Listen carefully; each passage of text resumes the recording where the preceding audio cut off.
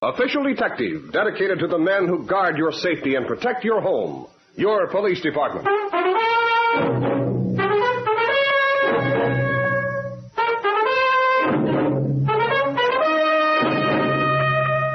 Now, official detective.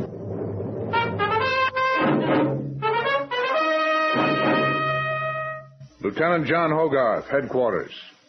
About a month ago, a wealthy widow from Oklahoma married a man named Anthony Fowler.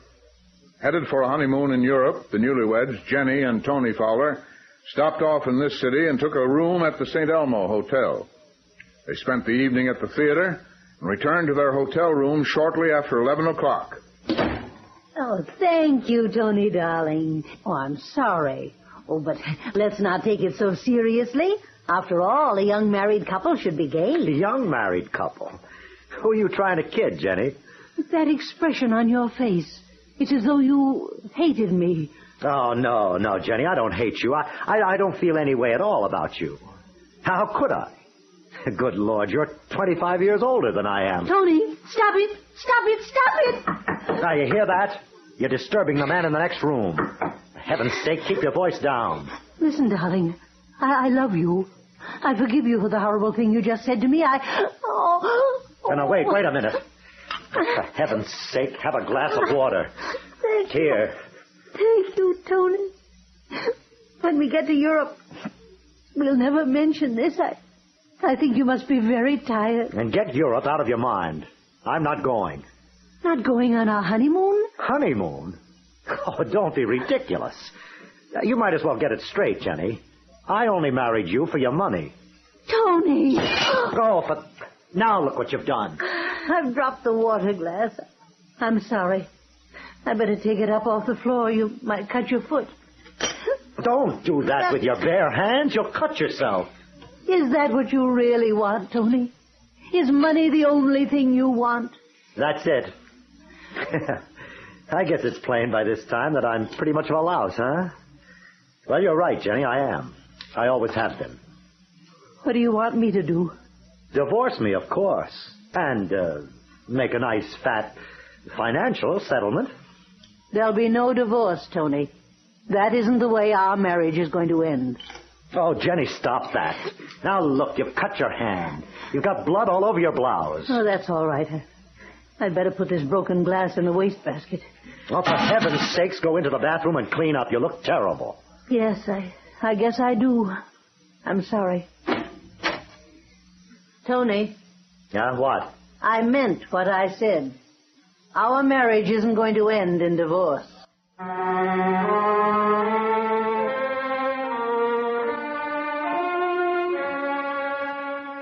Hey, Lieutenant, how's for the all-night coffee joint before you head home?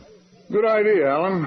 As the commuter says to his wife, I had a hard day at the office. You and me both. I'll lock the file. Lieutenant Hogarth. Oh? Which hotel? Was it a shooting? Oh. Yes, the blunt instrument always makes it tougher. Listen, nobody's to leave the hotel till further notice. Got that? Yes, we'll see you. Leaving right away.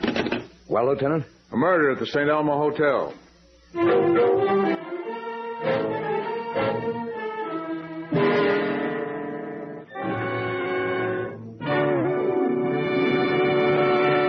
In the hotel room, Hogarth and Allen are continuing their investigation of the murder of Tony Fowler. The body has just been taken from the room, and the detectives are questioning Tony's widow. Now, Mrs. Fowler, will you tell us exactly what happened here? I'll do my best, Lieutenant. We just come in from the theater, my husband and I. We talked for a few minutes, and then I started to get ready for bed.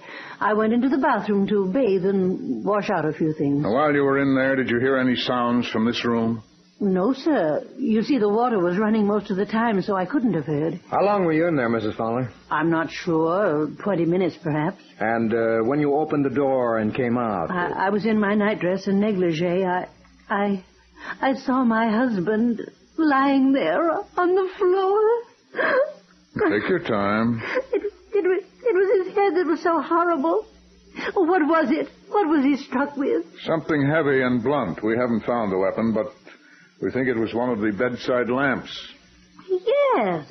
There were 2 lamps in here. So the housekeeper told us.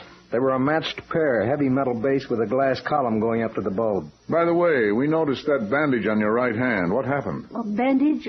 Oh, I poured myself some water and accidentally knocked the glass off the table. It shattered on the floor, and when I was picking up the pieces, I cut myself. And you threw the pieces in this wastebasket? Yes. We wondered how this glass got in here.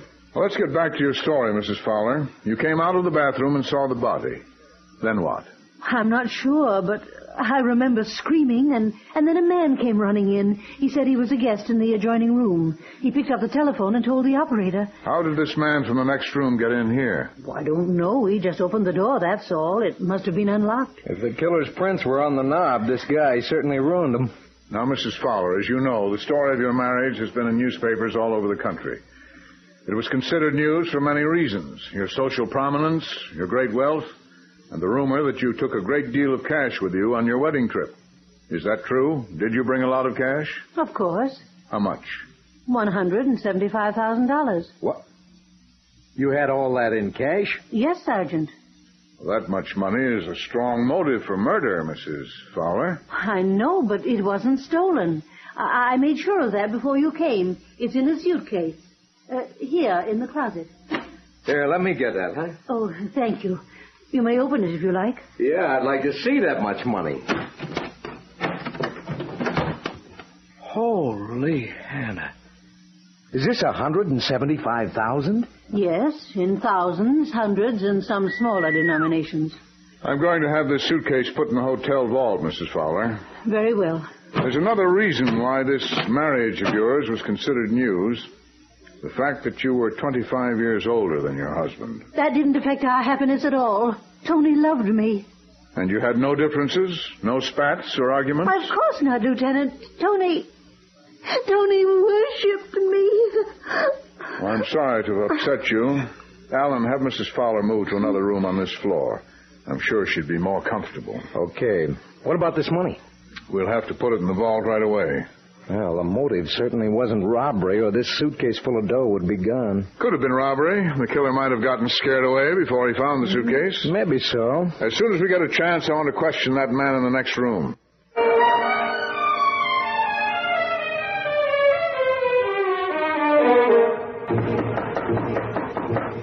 Yeah, who is it?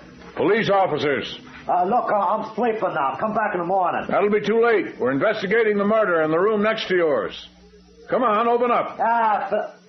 Okay, wait a second. Say, I thought you said you were sleeping. How come you got your bag packed and you're wearing your hat and coat, huh? Okay, so you caught me in a tiny lie. Say, turn around. I want to get the full light on your face. That's the trouble, Lieutenant. You know this puss all right. I thought so. Mickey Potts. Yeah, that's me. Hey, fill me in, will you, Lieutenant? Mickey Potts is an old-time thief, Alan. You wouldn't remember him. Where were you going in such a hurry, Potts? Anywhere to get away from here. With my record, I knew you cops would be asking me a million questions. That's right. You got any answers ready? One's all I need. I don't know who brained that guy in the next room. Well, tell us what you do know. Okay. I hear the old dame let out a scream, and then she screams again, and I run in like a dope. Her door's unlocked. I see the stiff on the floor. So I pick up the phone and holler murder. Well, that's the whole story. Go ahead, send me up for life. Now, don't be impatient. Maybe that'll happen later.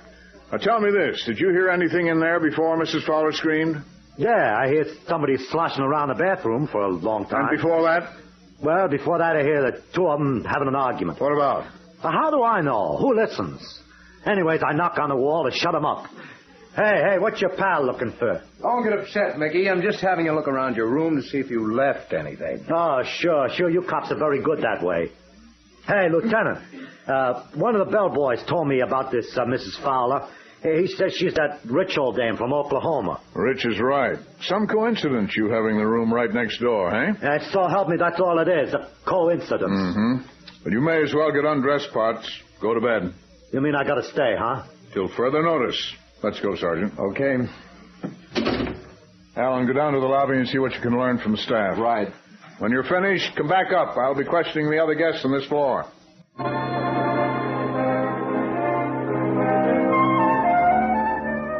I'm sorry to disturb you at this hour, miss, but I'm talking to all the guests on this floor. Oh, that's okay, Lieutenant. I couldn't sleep anyway. Imagine being this close to a murder. Your name and home address, please. Rose Clark. I'm from Madison, Wisconsin. What are you doing in this city, Miss Clark? Oh, I came to buy clothes. I do that every year. Say, is the dead man really that Tony Fowler like the maid told me? Yes. Did you know him? Me? Gosh, no. But I read about those two in the paper. I was absolutely fascinated. Imagine her being 25 years older. Yes. Miss Clark, this room of yours is directly across the court from the room where the murder was committed. I know, Lieutenant. Gives me goosebumps. From this window, you have a direct view into that room. I was wondering whether you heard anything or saw anything. Well, yes, as a matter of fact, I did. But I don't suppose it means anything. Tell me about it anyway. Well, it was, maybe 11:30. I was at this window looking up to see if the stars were out. That's when I saw this woman. She was at the window over there throwing something out. When I heard it smash down in the courtyard, I knew it was something made of glass. Thought maybe it was a whiskey bottle. Do you think this woman was Mrs. Fowler? Golly, I wouldn't know. It was too dark. I could just see her outline, that's all. Lieutenant, is it true what the paper said about Mrs. Fowler? Does she really have a suitcase full of money? Well, Miss Clark, the newspaper said a lot of things that, Lieutenant, it's me. Come in, Sergeant. The maid told me you were in this room. Oh, excuse me, miss. Certainly. I think I found the murder weapon, Lieutenant. Yes? Somebody reported hearing it crash down in the courtyard around the murder time. I went out just now and looked. It was the lamp, just like you figured. Anything on it? Blood all over the metal base. That's all that's left of the lamp. The glass is in a million pieces, not a chance of any fingerprints. Is Mrs. Fowler settled in her new room? Yeah, 907. I think we'd better talk to her again. Well, thanks a lot, Miss Clark. I hope you can get some sleep now. I'll try, Lieutenant. Good night.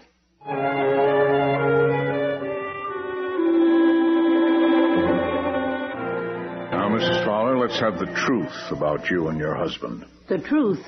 What do you mean? The man who had the room next to yours said he heard you having a loud argument. Told us he had to knock on the wall. No, he must be wrong. Mrs. Fowler, I asked for the truth. All right. Tony and I did disagree. But it wasn't about anything important. It was just about the play we'd seen. I see. Why did you throw the lamp out the window? Throw the lamp out of the window? I don't know what you're talking about. You deny doing it? Of course. Now about your hand. Did you really cut it when you were gathering up the pieces of the water glass? Yes. What are you men trying to do to me? Get the truth. You weren't straight with us about arguing with your husband before he was killed. Well, I was ashamed to tell you about that. You suspect me, don't you? You really suspect me of murdering Tony. If your suitcase full of money were missing, we wouldn't suspect you half as much. But one of my suitcases is missing. What? I didn't know it till they moved me into this room. It was a duplicate of the case with the money in it. Well, what's in the suitcase you claim is missing? Was some of my clothing. Suits, sweaters, and shoes.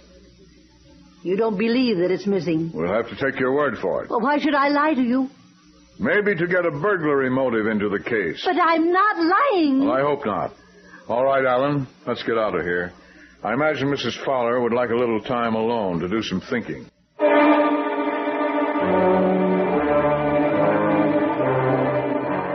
Hey, let me alone. Let go of my arm. Quiet down, Pot. You'll wake everybody in the hotel. What's the idea, you two cops grabbing me like this? I told you to go to bed. Instead, we find you walking around the hall. Now, let's get back to your room. Okay, don't drag me like a drunk. I'm sober and I'm walking. What's the idea of you prowling around? I was getting stir-crazy in my room. Just one little thin wall between me and where that guy was murdered. It was spooky. I was getting tense. I had to come out and walk around the hall so I wouldn't flip my wig. How long you been out of your room, Potts? 10, maybe 15 minutes. Okay, here's your room. Alan and I are going to put you to bed. Look, you cops don't have to come in. I can put myself to bed. I've been doing it for decades. We're coming in. We want to make sure... Potts, where did that come from? Where'd what come from, Lieutenant? The suitcase at the foot of the bed. Open it, Alan. Hey, that ain't mine. I'll say it isn't. Mrs. Fowler's, Lieutenant. Her initials are on it. It's a duplicate of the one she had the money in. Yeah, let's see what's in here. Suits. Sweaters. Shoes, just like she said. Well, Potts, start talking. Hey, look, this was planted on me. It was planted in my room when I was out pacing the hall. Maybe so. Now, suppose you go to bed and stay there. And don't try to get out of this room because I'm going to have a patrolman stationed outside your door. Okay, Lieutenant, but this is going to be a night of positive terror. Alan, we'll go back to headquarters now. I want you to take this suitcase to the crime lab and have it examined for fingerprints.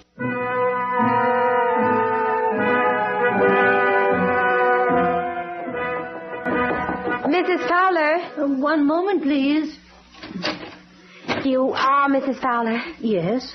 My name is Rose Clark. I'm also a guest in the hotel. May I come in and talk to you? Of course. I know it's almost 2:30, but I couldn't sleep. And after your terrible tragedy, I'm sure you can't either. Oh, no, Miss Clark. Of course I can't. I thought maybe there was some way I could comfort you. Oh, that's very thoughtful of you. I've just been sitting here thinking of my poor husband. I know, Mrs. Fowler. I was thinking of Tony myself. You knew him? I knew him rather well. You know, I said maybe there was some way I could comfort you. But you could comfort me even more. How, Miss Clark? By giving me the suitcase. You heard me. I want that suitcase. The one with the money in it. Where is it? Are you a thief? Never mind that. Where is it? Please! Don't scream. You hear me, old woman? Now, don't you make a sound. Where is that suitcase full of money? I haven't got it. Those policemen took it. You're lying. It's true. They put it in the hotel vault. Okay. We'll get it out of the vault. Pick up that phone. Tell the night clerk to get it out of the vault and bring it up here. No. Do as I say. Oh, stop that. Please. I can't stand it. Very few people can, especially old ones like you. So stop kidding yourself, lady. Get on the phone and tell them to bring that suitcase up here. Come on. Tell them now while you can still talk.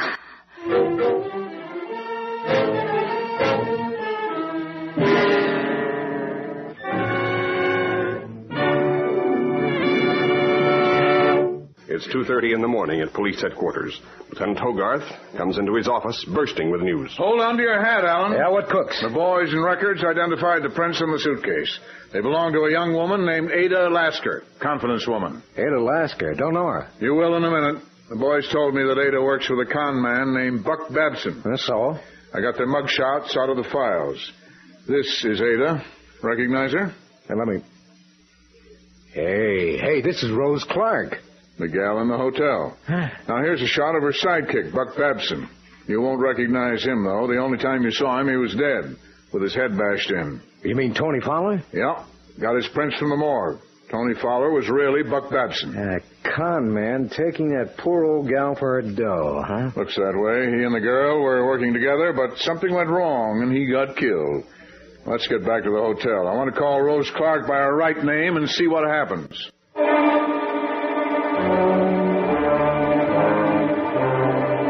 Miss Clark? Alan, see if she's in the bathroom. Sure. Miss Clark. Not in there, Lieutenant. Look what I found on the windowsill. Binoculars. Behind the curtain. She had a direct view with the murder room. Yes, she must have been watching for some signal. Her things are still here. Where do you think she went? Out to make another stab at getting that money? Come on, hurry.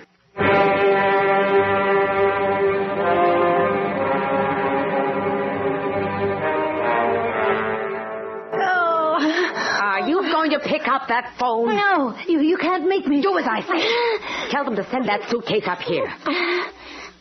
Okay, Jenny, we'll try something else. No, please. Quiet. Help! Mrs. Fowler, This woman was torturing me. She's lying. You be quiet. Alan, stay here with Mrs. Fowler. Phone for a doctor and wait till he comes. Okay.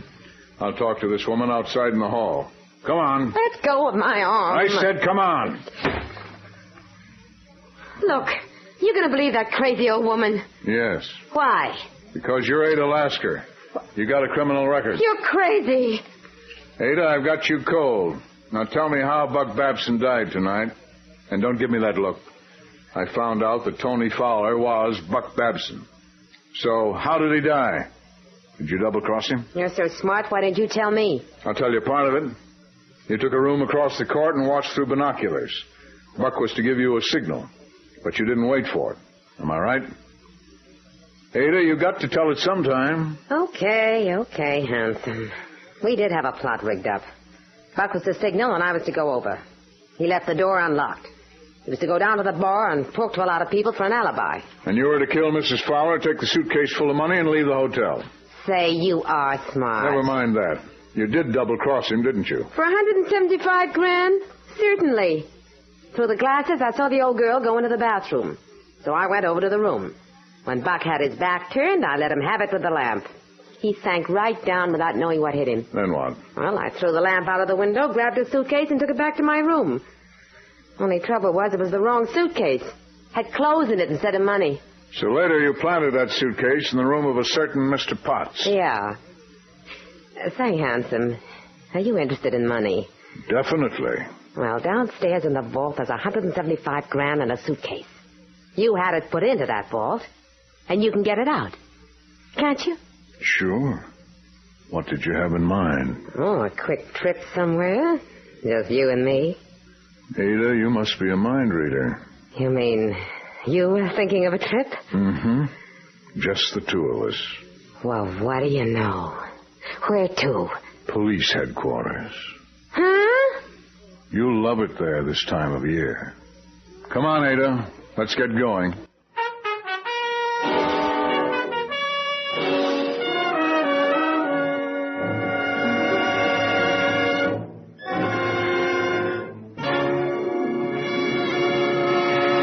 In our cast, Sergeant Allen was played by Lawson Zerby, Jenny by Doris Rich, Rose by Kathleen Cordell, and Potts by James Monks.